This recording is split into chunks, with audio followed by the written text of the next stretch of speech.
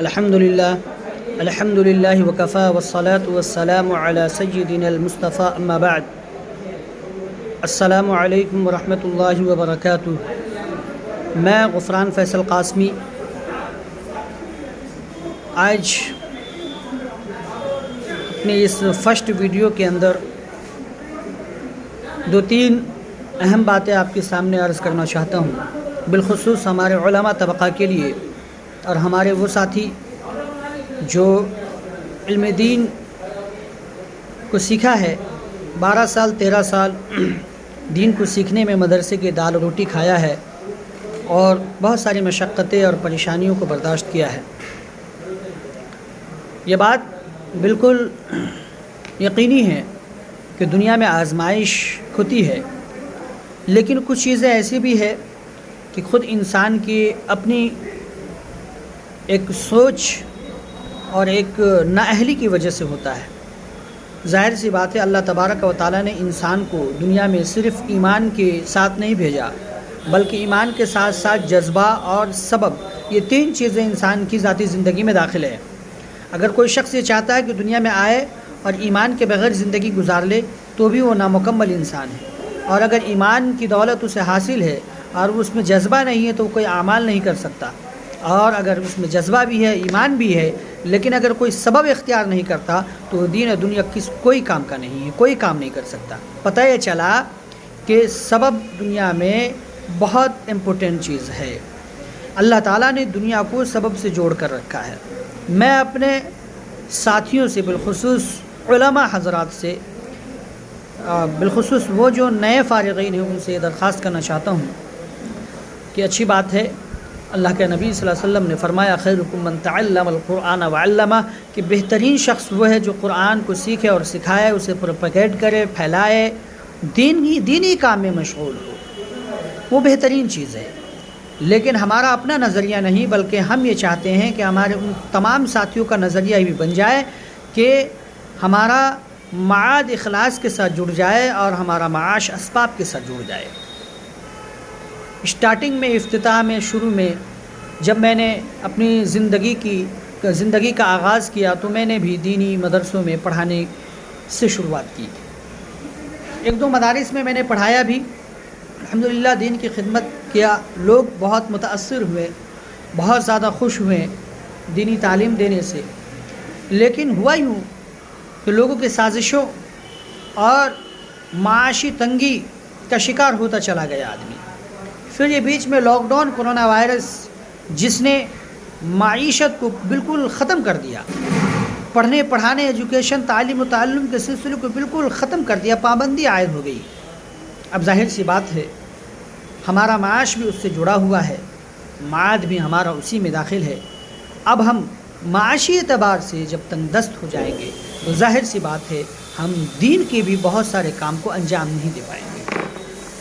تو آج کی ہماری اس اسپیشل ویڈیو میں ہم اپنے ساتھیوں سے یہ اپیل اور گزارش کرنا چاہتے ہیں کہ آپ دینی خدمت کو انجام دینے کے ساتھ ساتھ آپ کوئی سبب اختیار کریں. کوئی بزنس، تجارت، چھوٹی موٹی کوئی اگر بزنس آپ کو ہاتھ لگ جاتی ہے، آپ کے مزاج کے مطابق، آپ اسے ضرور کریں. دیکھیں، اللہ تبارک و تعالیٰ نے 90% جو برکتیں رکھی ہے رزق کی، وہ بزنس تجارت میں رکھی ہے، اور 10% یا 10% جو برکت ہے وہ نوکری پیشہ میں ہے، دوسری چیزوں میں اللہ نے تقسیم کر رکھا ہے. ظاہر سی بات ہے، بزنس اور تجارت آپ کریں گے تو شروعات ایسے نہیں ہونی چاہیے. آپ سوچتے ہوں گے کہ مولانا بزنس تجارت بھی تو وہی شخص کر سکتا ہے جس کے پاس کچھ ہو، اس کا بیک سپورٹ مضبوط ہو، 10-5 لاکھ روپیہ اس کے پاس پایا جائے تو جا کر کے وہ قدم اٹھا سکتا ہے، یا کوئی سپورٹ کرنے والا ہو. یاد رکھے، سپورٹ یہ انسان کی سب سے بڑی کمزوری بن جاتی ہے کوئی قدم اٹھانے کے لیے. ہمیں سوچتے ہیں کہ میرے پاس کوئی سپورٹ نہیں ہے. جب ہم اس بات کو دل میں بٹھا لیتے ہیں کہ یہ کام کسی کی سپورٹ کی وجہ سے ہوتا ہے، وہیں سے ہم بزدلی کا شکار ہو جاتے ہیں، احساس کمتری کا شکار ہو جاتے ہیں، حوصلہ ہمارا پست ہو جاتا ہے. آپ یہ سوچیں کہ آپ ایسے بنیں، لوگ آپ کو سہارا مانیں، آپ کو سپورٹ کرے، آپ کسی خضر کے انتظار میں کیوں بیٹھے ہیں کہ کوئی خضر آئے گا اور ہمیں پار لگا دے گا؟ آپ دوسروں کے لیے خضر بننے کی کوشش کیوں نہیں کرتے؟ آپ دوسروں کے لیے سپورٹ بننے کی کوشش کیوں نہیں کرتے؟ یاد رکھے، 2 چیزیں میں بتانے جا رہا ہوں. کوئی سپورٹ دنیا میں نہیں کر سکتا، آپ کا کوئی نہیں ہو سکتا سوائے خدا کے. خدا آپ کا ہے اور آپ کی کاوش اور آپ کا جنون آپ کا ہے. آپ کسی بھی چیز میں جنون کے ساتھ داخل ہوں گے، کسی کی پرواہ کیے بغیر آپ پہلا قدم اٹھائے، پہلا اسٹیپ اٹھائے، اس کے بعد دیکھیں اللہ کی مدد شامل حال ہوتی ہے. میں نصیحت نہیں کرنا چاہتا بلکہ ایک اپنی درد دل آپ کے سامنے رکھنا چاہتا ہوں. میں بھی شروعاتی دور میں مدرسے میں پڑھاتا تھا. الحمدللہ لوگوں نے پسند کیا اور میں نے عافیت بھی محسوس کیا، لیکن میرے اندر جو آنے والی چیزیں تھی وہ یہ کہ کسلانی پن، فکر کی تنگی آ گئی. لیکن پھر میں نے سوچا، بہت غور و فکر کیا کہ نہیں، مجھے کرنی چاہیے. معیشت کے اعتبار سے بھی علماء کو آگے بڑھنی چاہیے چونکہ یہ دور مادیات کا دور ہے. یہی سوچ کر کے میں نے اپنی ایک بزنس ڈالی ہے. اسٹارٹنگ میں میں نے صرف 4000 سے گھر پہ ٹیوشن پڑھاتا تھا، کوچنگ پڑھاتا تھا، اور 4000 سے میں نے اپنی بزنس کی شروعات کی اور اسٹارٹنگ کیا. الحمدللہ ثم الحمدللہ آج ہماری دکان آپ کے سامنے ہے اور میں اپنی یہی کارگزاری آپ کے سامنے پیش کرنا چاہتا ہوں.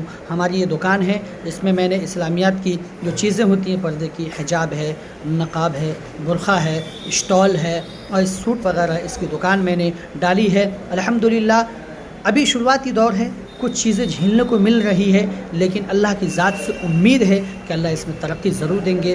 2 باتیں آپ کے سامنے رکھنی ہیں، وہ یہ کہ ہماری جو یہ بات ہے اس پر نہ ہو سکے کما حق ہو، اگر کوئی اچھی بات لگے تو اس پر عمل کرنے کی کوشش کریں. اور ہماری یہ جو دکان ہے آپ اسے دیکھیں تو لوگوں کے سامنے پروپیگیٹ کریں، پھیلائے، اور اس کی جو ہے آپ لوگوں کے سامنے اس بات کو رکھیں، ہے نا، تاکہ لوگ ہماری طرف آئے اور آپ بھی کوشش کریں آگے بڑھنے کی.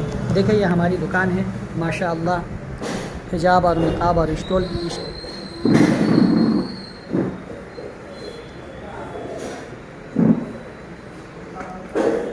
ٹھیک ہے، انشاءاللہ پھر ملیں گے. السلام علیکم ورحمۃ اللہ وبرکاتہ.